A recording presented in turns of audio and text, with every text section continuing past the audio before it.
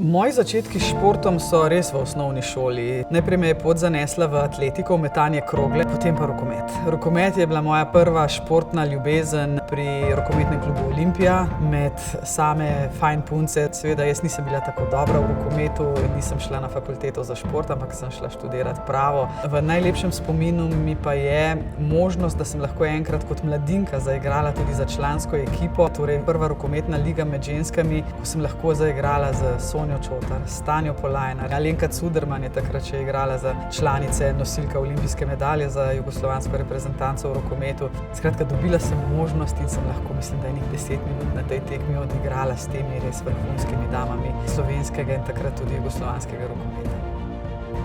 Zagotovo obdobje pubertete je bilo to. Od 14 do 18 hormoni divjajo, energije je toliko, da bi jo človek lahko izvažal. Mislim, da sta bila starša zelo zadovoljna, ker sem se ukvarjala s športom, ker drugače bi imela še kakšne večje probleme z menoj. Jaz sem bila sicer zelo pridna v šoli, odličnakinja vseh 8 let, ampak ta moja energija, veste, ima je pila živce in če sem jo pustila na rokometnem igrišču, sta bila presrečna.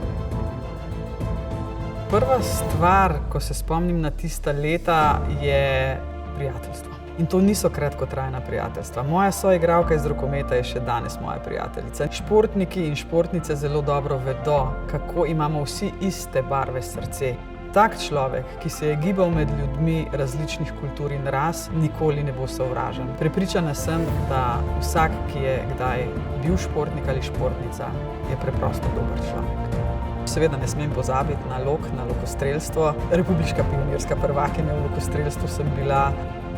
Bowling je pa vendarle šport, ki ga lahko treniramo mladi, starejši in tudi še bolj stari. In če se lahko malce pohvalim, da je predsednica Republike Slovenije letos postala državna prvakinja v dvojicah v bowlingu in neizmerno ponosna sem seveda na ta rezultat, da sem pri 55 letih lahko še v tem zanimivem športu dobila zlato medaljo. Če ne bi imela tako intenzivne izkušnje s športom, vam zagotavljam, da danes ne bi bila predsednica Republike Slovenije. Šport izoblikuje človeka, te izoblikuje kot posameznika, posameznico in če sem čisto iskrena, ko sem kasneje bila v vlogi voditeljice, menedžerke, sem vedno vsakega, ki se je zanimal za delovno mesto, vprašala, s katerim športom se ukvarja. In če je bil športnik, sem vedela, da disciplina ni daleč.